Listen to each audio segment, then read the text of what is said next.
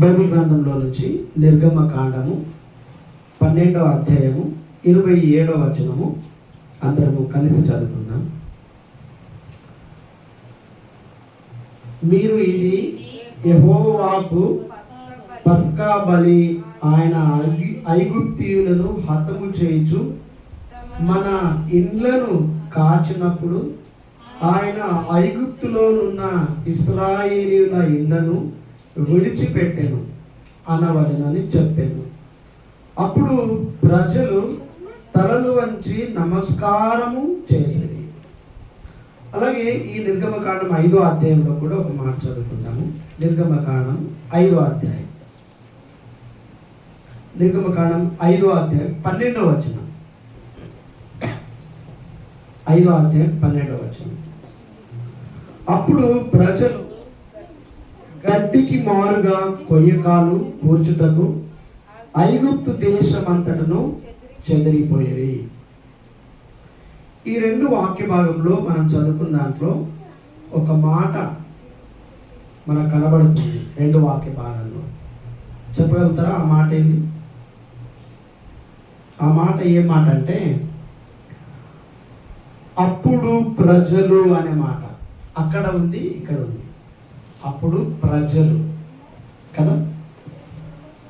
ఎప్పుడు అంటే ఇక్కడ ఉన్నటువంటి సందర్భము వేరు, అక్కడ ఉన్నటువంటి సందర్భము వేరు. ఇక్కడనేమో ఇశ్రాయేలీయుల ప్రజలు ఐగుప్తులో బంధించబడి విడుదల లేక ఉన్నటువంటి సమయములో రాయబడినటువంటి మాట 5వ అధ్యాయంలో. 12వ అధ్యాయంలోనేమో ఇశ్రాయేలీయుల ప్రజలకు విడుదల, విమోచన అక్కడ మరి ఆ సందర్భంలో రాయబడినటువంటి మాట. అక్కడేం రాయబడ్డది, ఇక్కడేం రాయబడ్డది అంటే ఇక్కడనేమో అప్పుడు ప్రజలు ఏం చేసిరంట, ఆ దేశం అంతటా చెదిరిపోయిరు అని రాయబడ్డది. అక్కడనేమో అప్పుడు ప్రజలు తలలు వంచి నమస్కారము చేసిరి. ఈ రెండు మాటలను బట్టి మనము ప్రభువును కనపరుద్దాం. చూడండి, ఈ రెండు వాక్య భాగాలు ఎంతో వ్యత్యాసం మనకు కనబడుతుంది. మన జీవితాల్లో కూడా రెండు సందర్భాలు ఉంటాయి. ఎప్పుడంటే ఒకటేమో క్రీస్తులో లేనప్పుడు ఉన్నటువంటి జీవితము, మరొకటేమో క్రీస్తులోకి తీసుకురాబడినటువంటి ఆ దినము లేదంటే ఆ సందర్భం. రెండు జీవితాలు మనకు కనబడతాయి. దేవుణ్ణి ఎరిగిన తర్వాత ఉన్నటువంటి జీవితము ఒకటి, దేవుణ్ణి ఎరగకముందు ఉన్నటువంటి జీవితం ఒకటి. అలాగనే ఇశ్రాయేలు ప్రజలు మరి ఐగుప్తులో ఉన్నప్పుడు వారు పడినటువంటి ప్రయాస, బాధ అది ఎంత అంటే వర్ణించలేనంత ఇబ్బందులు, బాధలు, కష్టాలు వాళ్ళు పడ్డారు. అక్కడ ఐగుప్తు రాజు మరి యోసేపు తర్వాత యోసేపు ఎరగనటువంటి రాజు ఆ దేశమును ఏలుతూ వచ్చిండు. అప్పుడు ఈ ప్రజల మీద వివక్ష, ఈ ప్రజలు ఎక్కువైపోతున్నారు, ఓర్చుకోలేక ఈ ప్రజలను ఎట్లయినా తగ్గించాలి, ఎన్ని ప్రయత్నాలు చేసినా ఈ దేవుని ప్రజలు ఎక్కువైపోతున్నారు అనే విధానంలో ఏం చేసినాడంటే ఈ ప్రజలను కుయుక్తిగా తగ్గించాలి, వాళ్ళను అరికట్టాలి అనే విధానంలో వాళ్ళను, దేవుని ప్రజలైన వారిని ఇబ్బందులు పెడుతూ వచ్చింది. అప్పుడు ఆ ఇబ్బందులు పెట్టినటువంటి సందర్భంలోనే మనము 5వ అధ్యాయంలో చదువుకున్నాం. వాళ్ళు ఏమన్నారంటే, మనం చదివితే 5వ అధ్యాయము 11వ వచనంలో, మీరు వెళ్ళి మీకు గడ్డి ఎక్కడ దొరుకునో అక్కడ మీరే సంపాదించుకునుడని ఫరో సెలవిచ్చనని. ఏమన్నారు? మీరు ఇంతకు ముందేమో మీరు ఏం చేస్తున్నారంటే గడ్డి అవన్నీ ఒకవేళ సమకూర్చి పెడుతున్నారేమో వాళ్ళు. అయితే ఇప్పుడు అంటున్నారు వాళ్ళకు ఉన్నటువంటి భారము ఎక్కువ చేస్తున్నారు, కష్టం ఎక్కువ పెడుతున్నారు. ఇంకా ఇప్పటి నుంచి మీరు ఏం చేయాలంటే ఇటుకల లెక్క మీరు ఇప్పటివరకు అయితే ఎంత అందించినారో అంతే మరలా అప్పగించాలి. మరలా గడ్డి మీరే సమకూర్చుకోవాలి, మీరే ఆ ఇటుకలను కాలవాలి. అంటే పని భారము ఒత్తిడి ఎక్కువ పెడుతున్నారు. ఆ పనిలో ఈ దేవుని ప్రజలైన ఇశ్రాయేలు ఏమైపోయినారంటే నలిగిపోయారు, విరిగిపోతున్నారు. ఈ బాధలు తట్టుకోలేకపోతున్నారు. చూడండి, ఈ దేవుని ప్రజలైనటువంటి వారు మూలుగుతూ వచ్చినారు, బాధపడుతూ వచ్చినారు. ఇక్కడ మనం గమనిస్తే ఒక మాట రాయబడింది 5వ అధ్యాయంలో, 5వ అధ్యాయము 19వ వచనంలో మనం చూస్తే, మీ ఇటుకల లెక్కలో నేమాత్రమును తక్కువ చేయొద్దు, ఏనాటి పని ఆనాడే చేయవలెనని రాజు సెలవీయగా ఇశ్రాయేలీయుల నాయకులు వాళ్ళు ఏమనుకున్నారంట, మేము దురావాస్తులో ఉన్నట్లు. మేము ఎక్కడున్నమాట వాళ్ళు అనుకుంటున్న మాట ఏంది, వాళ్ళు చెప్తున్న మాట ఏంటంటే మేము దురావాస్తులో ఉన్నాం.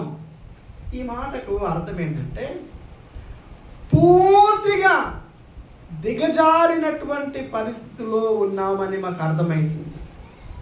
మాకు పట్టించుకునే దిక్కు లేరు. మాకున్న పేదరికము కావచ్చు, మాకున్న కష్టాలు కావచ్చు, మాకున్న శ్రమలు కావచ్చు, మాకున్న వ్యాధులు కావచ్చు, మాకు పెడుతున్న ఈ బాధలు కావచ్చు, వీటన్నిటిని బట్టి వాళ్ళు అంటున్న ఒక మాట ఏంటంటే ఆ మాట దురావాస్తు. అంటే మేము పూర్తిగా ఇక మా జీవితంలో మంచి అంటూ చూడలేము, మాకు మంచి దినాలు అంటూ లేవు అనుకుంటున్నారు వాళ్ళు.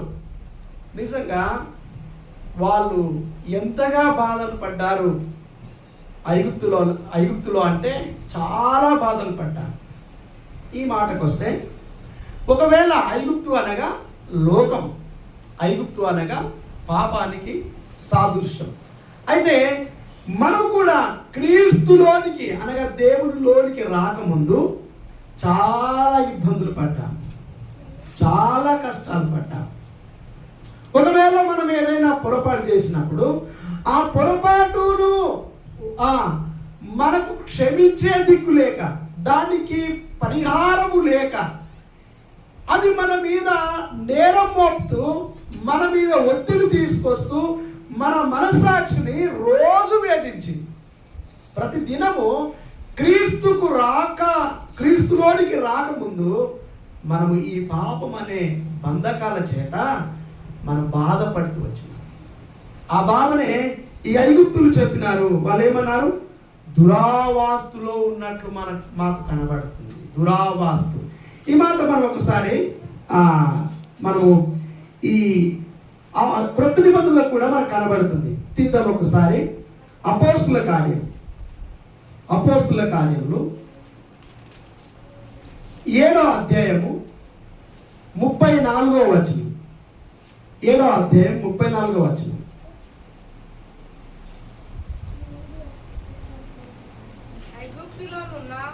ఐగుప్తులోనున్న ఏమంటున్నారు, నా ప్రజలు దురావాస్తను. ఎవరంటున్నారు ఈ మాట అంటే దేవుడే.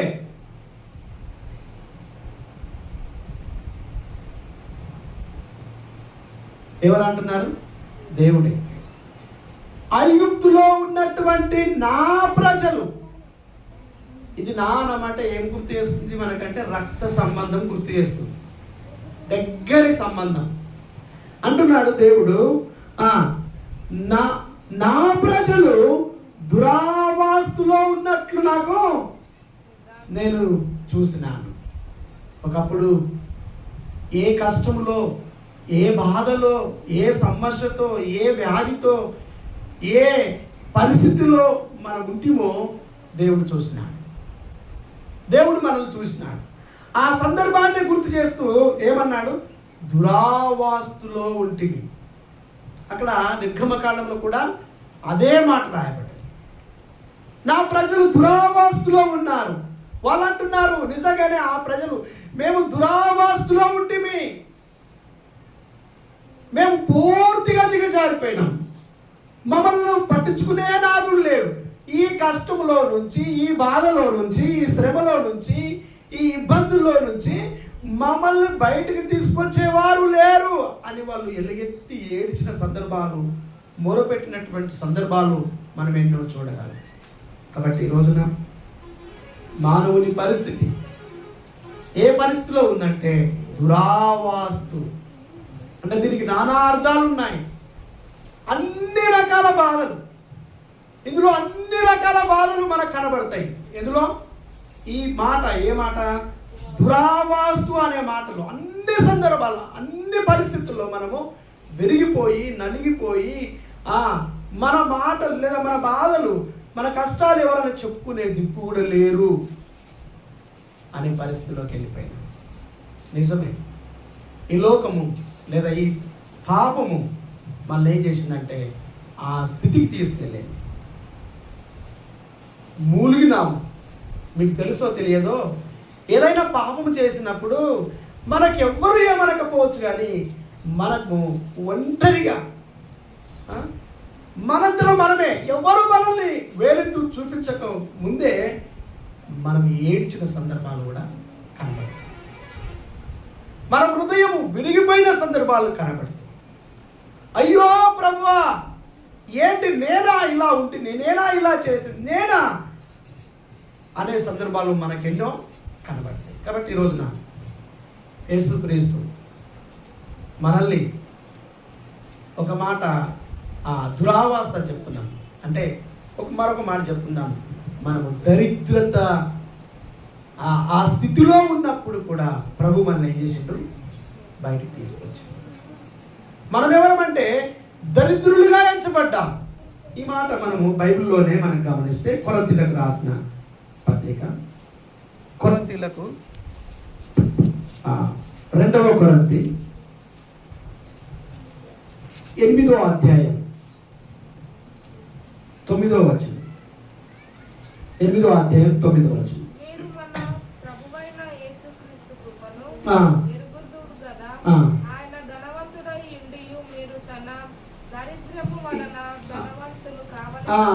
ఏమైనట? మనము దరిద్రులము, మన నిమిత్తము ఎవరు దరిద్రులుగా అయినారంట? క్రీస్తు. ఈ మాటకు మరొక మాట ఇదే 2వ కొరింథీ 6:10 చూడండి. 6:10 2వ కొరింథీ 6:10.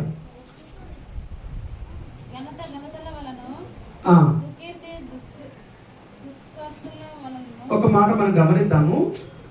ఆ మాట నుంచి చదువుతాం. 2వ లైన్, లాస్ట్లో 2వ లైన్. ఇక్కడ 3వ లైన్ చదువుతాం. 3వ లైన్ చూద్దాం. ఏముందంటే, దుఃఖపడిన వారమైనట్లుండి ఎల్లప్పుడూ సంతోషించు వారం, దరిద్రులమైనట్లుండి అనేకులకు ఐశ్వర్యము కలిగించు వారం, ఏమీ లేని వారమైనట్లుండి సమస్తము కలిగిన వారం. ఇది ఎలా కలిగింది?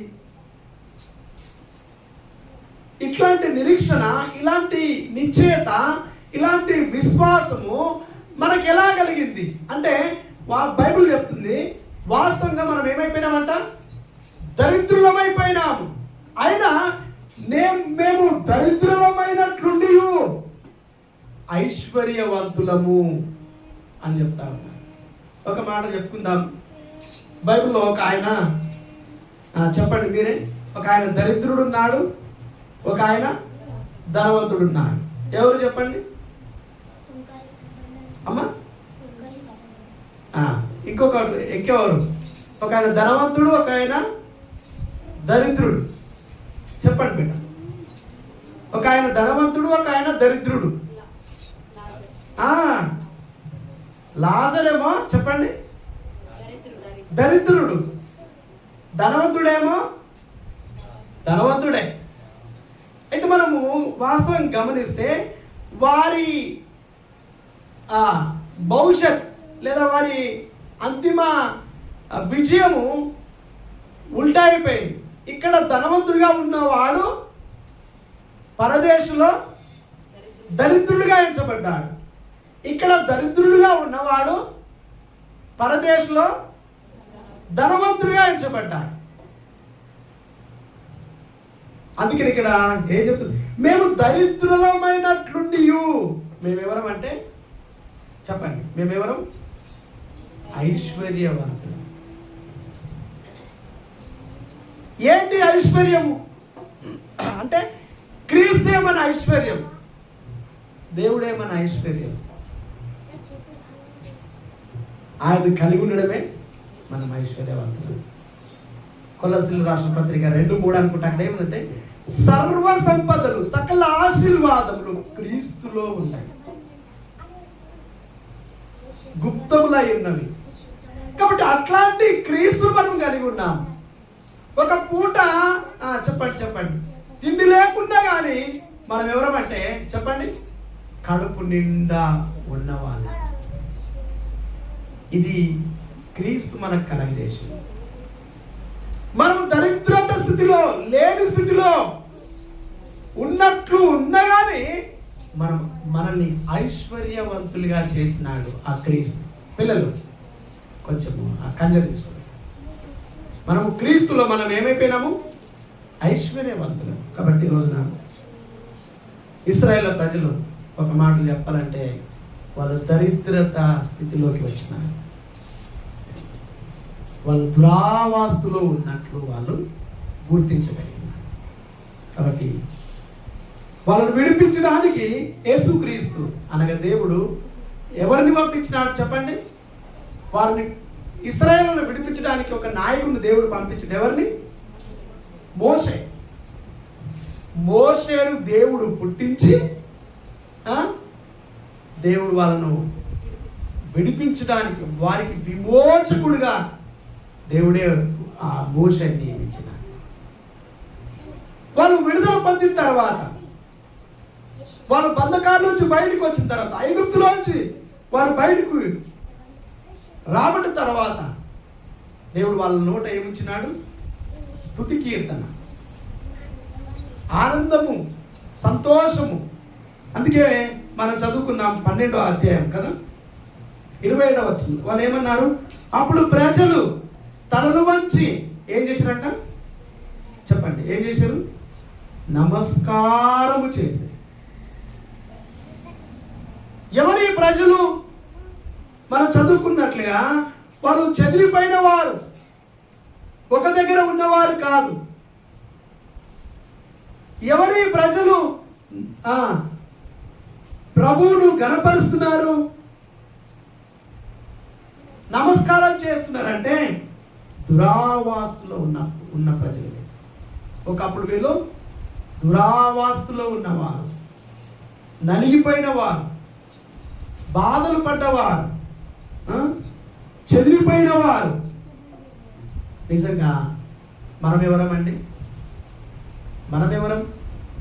ఈ రోజున మనం ఒకవేళ మనది జీవితం, మన గత జీవితం క్రీస్తులోనికి రాకముందున్నటువంటి మన బ్రతుకులు, మనం కూడా ఏ చిన్న సమస్య వచ్చినా, ఏ చిన్న కష్టం వచ్చినా, ఈ బ్రతికేందుకు, చనిపోతే పీడమవుతుంది అనుకున్నటువంటి దరిద్రులం మనం. ఎలా కలిగింది? నేను బ్రతకాలి అనే ఆ ఓప్స్, నిశ్చయత, నిరీక్షణ మనకు ఎలా వచ్చిందంటే క్రీస్తు ద్వారానే. నేను బ్రతుకుతే క్రీస్తు కొరకు బతుకుతా. పౌలు చెప్పినట్టు బ్రతుకుట క్రీస్తే, చావైతే లాభము అన్నట్లు.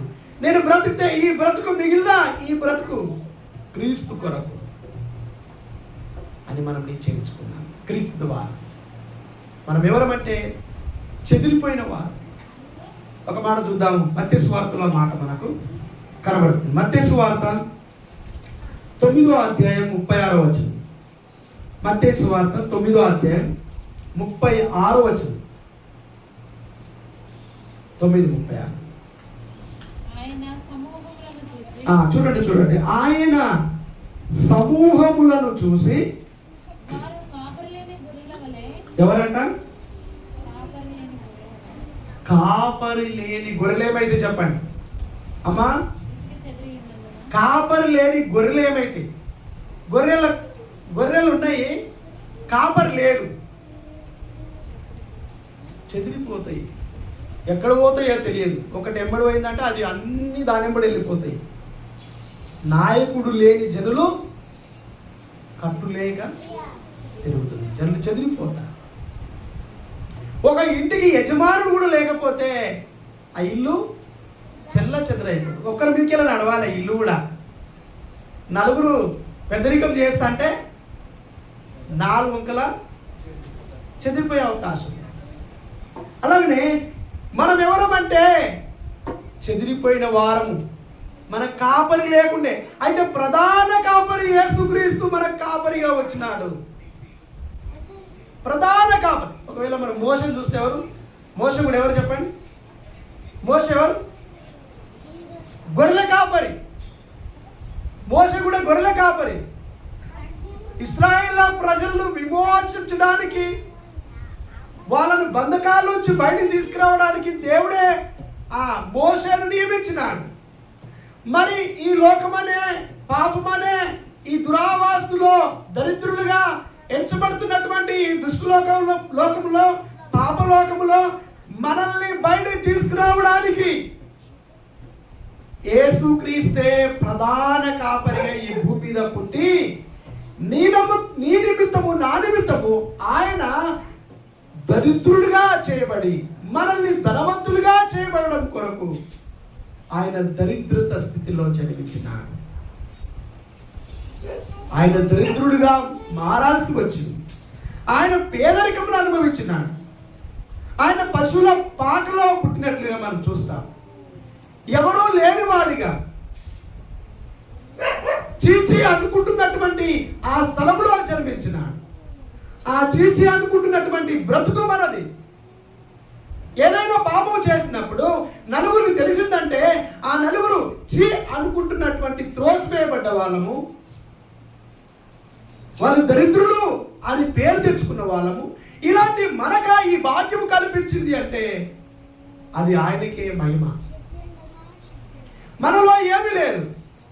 మనం ఎవరమంటే చెప్పుకుంటున్నట్టు దురావాస్తులో ఉన్నవారు, నలిగిపోయిన వారం, దిక్కులేని వారం, పాపానికి ఈడువబడ్డ వారం. మనకంటూ దినాలు, రాబోయే దినాలు లేదా ఉన్న దినము మంచిగుందా అంటే లేదు. అలాంటి జీవితంలో క్రీస్తు మనకు, ఆయన మనల్ని ప్రధాన కాపరి. ఈ కాపరి ఎవరంటే ఆయన, ఈ కాపరి ఎవరు? ప్రాణమిచ్చే కాపరి. ఎవరు చెప్పండి? ఈ కాపరి ఎవరు? ప్రాణము తీసే కాపరి కాదు, ప్రాణం పెట్టే కాపరి, ప్రాణం ఇచ్చిన కాపరి. యోహాను సువార్తలో ఈ మాట మనం చూస్తాము. రండి, యోహాను సువార్త 10వ అధ్యాయం. యోహాను సువార్త 10వ అధ్యాయం.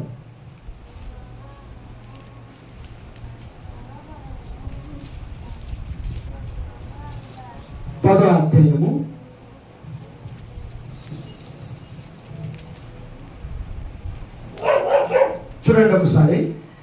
10వ అధ్యాయము 11వ వచనం. నేను గొర్రెలకు మంచి కాపరిని, మంచి కాపరి గొర్రెల కొరకు. ఎవరంట చెప్పండి? ఇప్పుడు మనం ఇంతకుముందు చదువుకున్నాం మత్తయి సువార్త 9వ అధ్యాయము 36 కదా. మనం ఏం చదువుకున్నాము అక్కడ?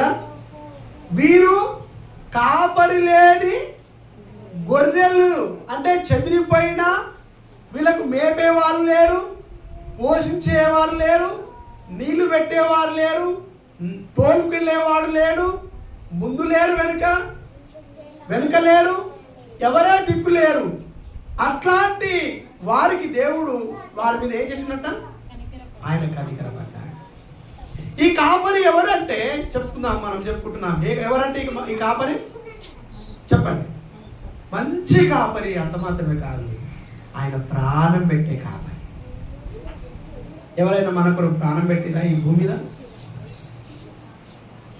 మన శిక్షను తీసుకునే వారు ఉన్నారా? పరిహారము చేసే వాళ్ళు ఉన్నారా అంటే ఎవరూ లేరు. కాబట్టి ఈయన ప్రధాన కాపరి. ఈయన మళ్ళా ఇంకొక మాట్లాడు, ఈయన ఆత్మల కాపరి.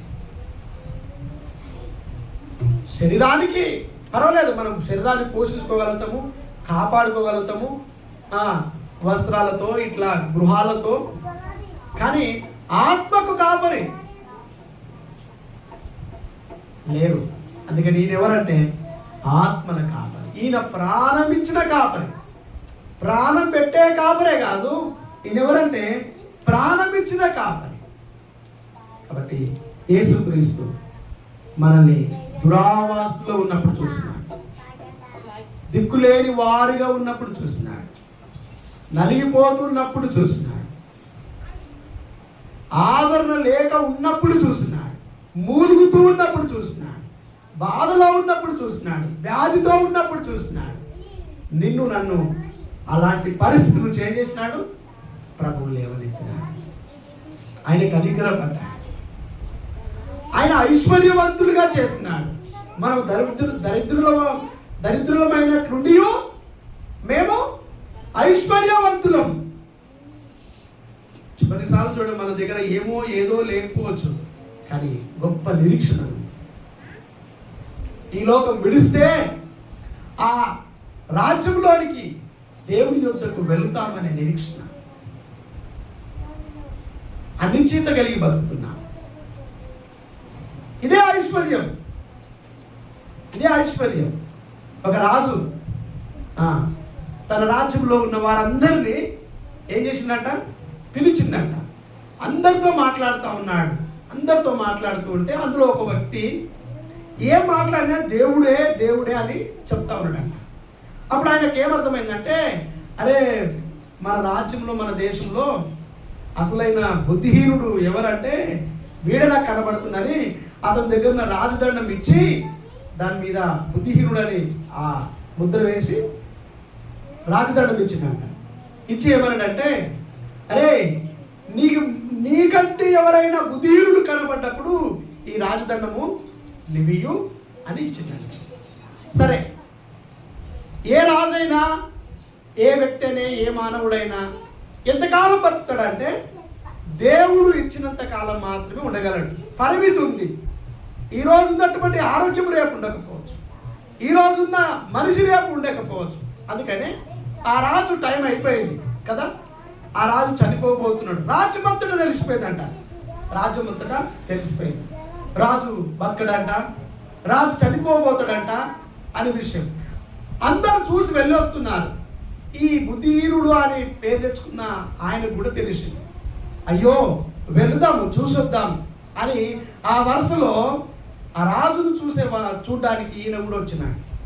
రాజదండం పట్టుకొని, బుద్ధిహీనుడు అనే రాజదండం పట్టుకొని వచ్చినాడు.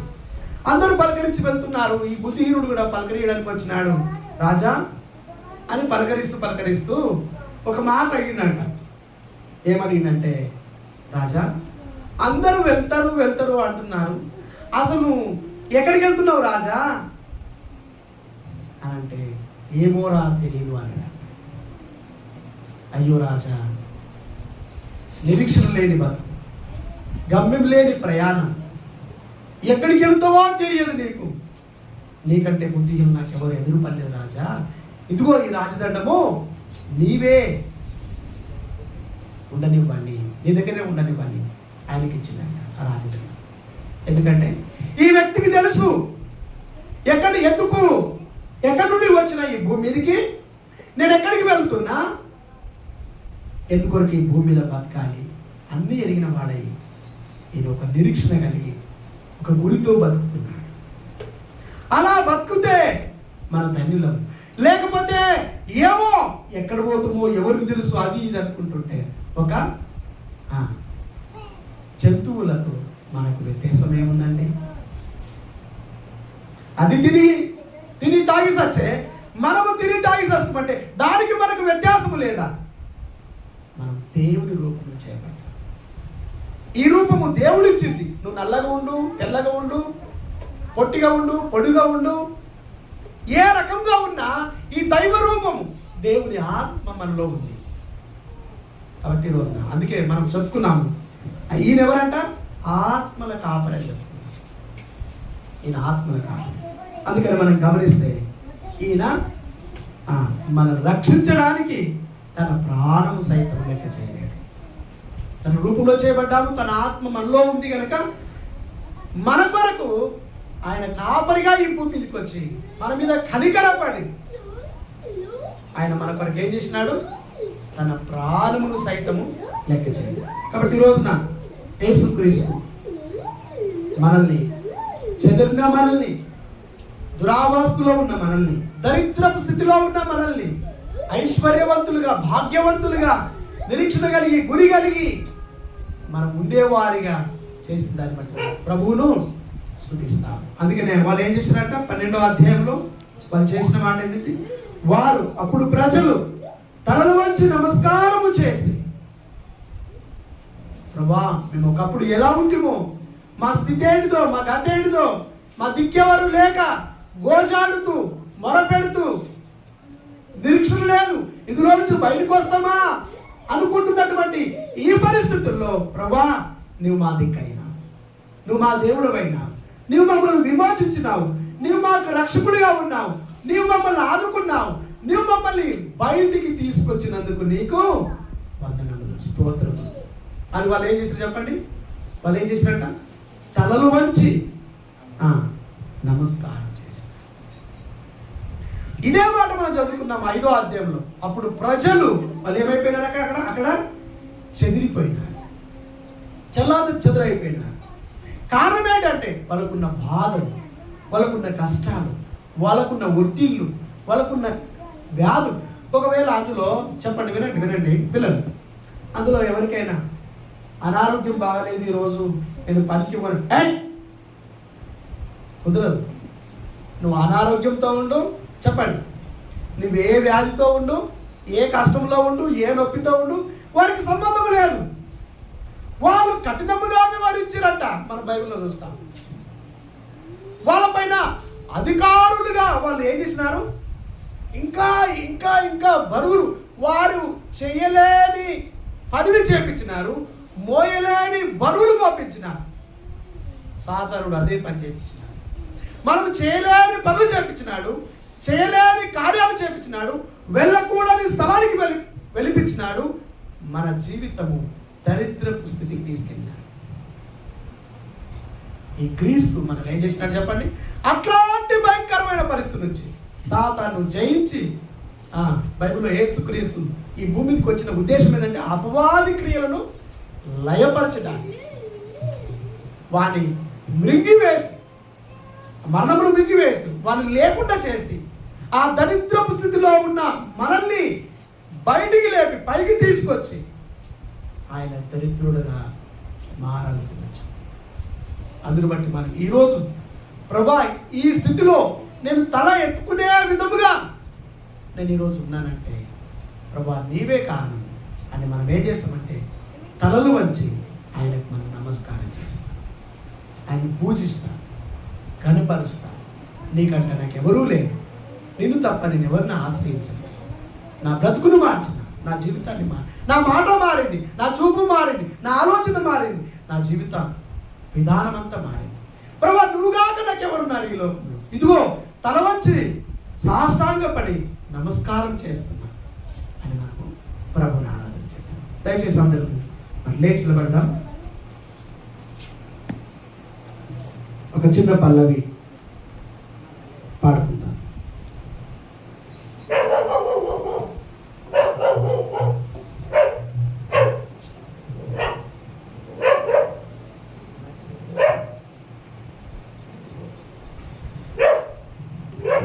మా దేవుడవై మాకిచ్చితివి ఎంతో గొప్ప శుభ